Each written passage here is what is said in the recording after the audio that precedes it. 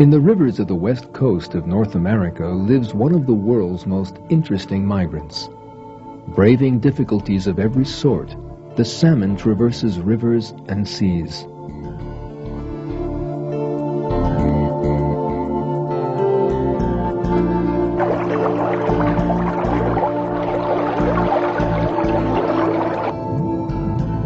The life of a salmon begins when its mother lays her eggs in a stream.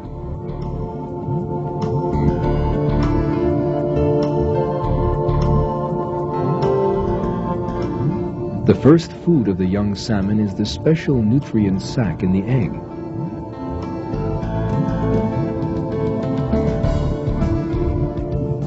A few weeks later, they are big enough to find food for themselves in the stream.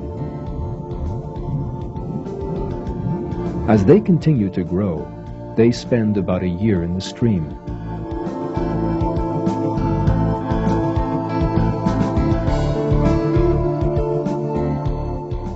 Salmon have been created with a system that allows them to live both in fresh and salt water. The reason for this is hidden in the miraculous journey that the salmon will make. On a spring morning, thousands of salmon begin to migrate down the river.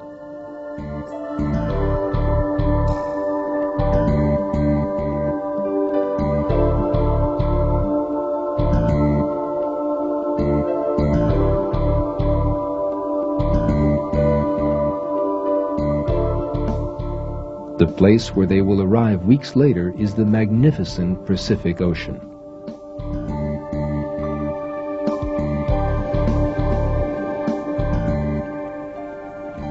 As soon as they arrive at the ocean, a genetic mechanism in the salmon causes a change in the makeup of their bodies, enabling them to live in salt water. In the next 1 to 4 years, they will traverse the ocean. Leaving the American coast, they will pass by Alaska, continue in a great arc in the direction of Japan, and return again.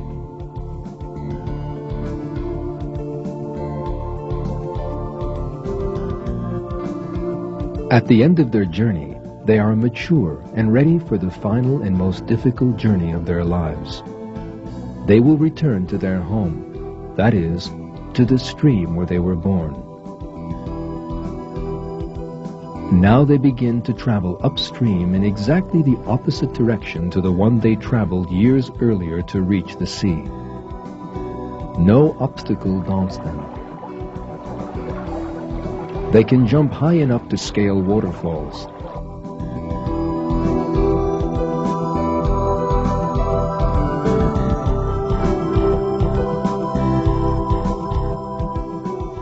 They can even jump 3 meters out of the water to climb over obstacles in their way.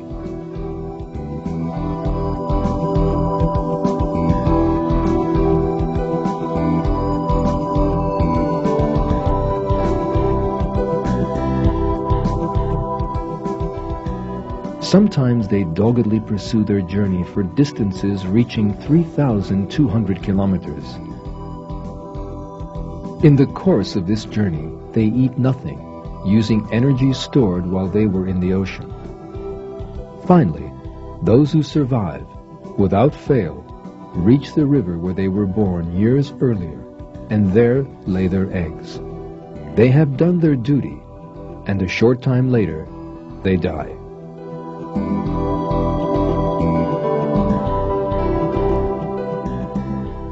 This journey of the salmon is one of the most amazing phenomena in nature.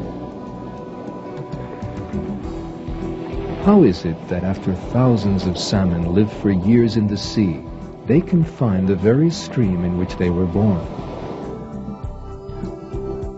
In order to achieve this, they must find their own stream from among the thousands that flow into the Pacific Ocean. Then they must swim up this stream without becoming lost. Despite the fact that the stream separates into several branches in its course, the salmon must make the right decision at each fork in the stream and continue in the right direction. The salmon succeed in this seemingly impossible venture. How do they succeed, and why? First, let's consider the answer to the question, why?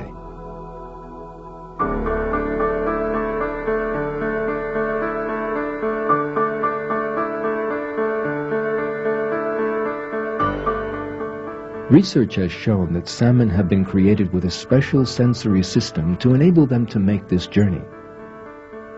They have been created with a natural compass that lets them find their way in the ocean by sensing the Earth's magnetic field. Thanks to this, they are able to find their direction in the vast ocean without error.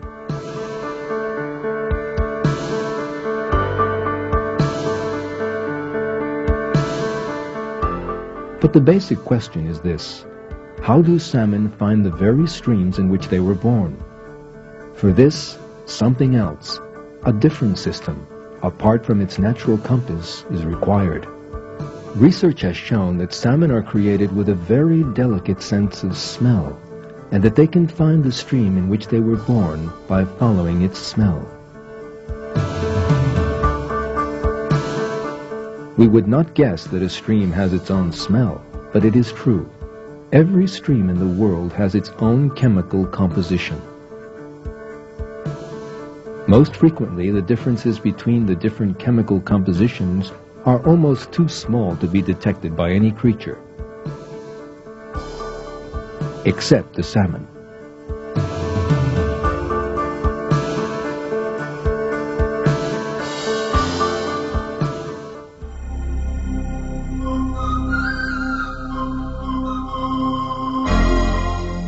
One of the most interesting occurrences which demonstrated the salmon's ability to find its direction happened in the Prairie Creek Fish Farm in Northern California. A discovery made at this farm revealed an incredible adventure of migration. On the 2nd of December 1964, in one of the breeding pools, a 2-year-old salmon was found swimming with the other young salmon. On the back fin of the salmon were the remains of a special metal tag belonging to the Prairie Creek Fish Farm.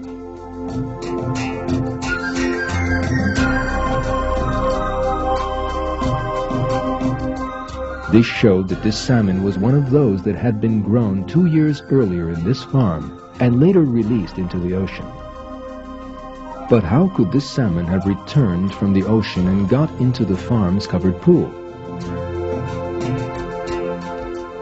There is a clue to how this could have happened. There was a box covered with a metal grill that opened into the overflow channel of one of the pools. The cover was broken.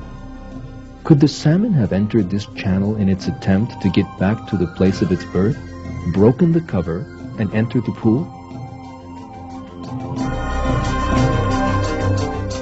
There is no other explanation for the occurrence. But it seems impossible when you consider the distance the salmon had to go from the ocean to this pool. In order for the salmon to get back to the farm where it was born, it had to begin its journey from this point. That is, from the point where the Redwood Creek flowed into the ocean.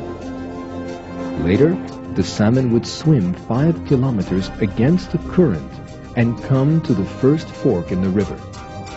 At this fork, it would make the right decision and go to the north, but further on, there would be an even more difficult branching.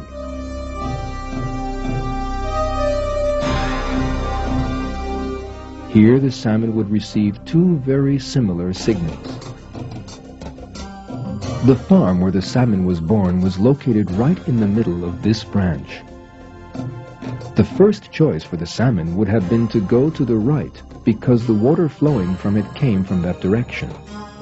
But for some reason, it chose to go to the left and began to approach the farm from behind.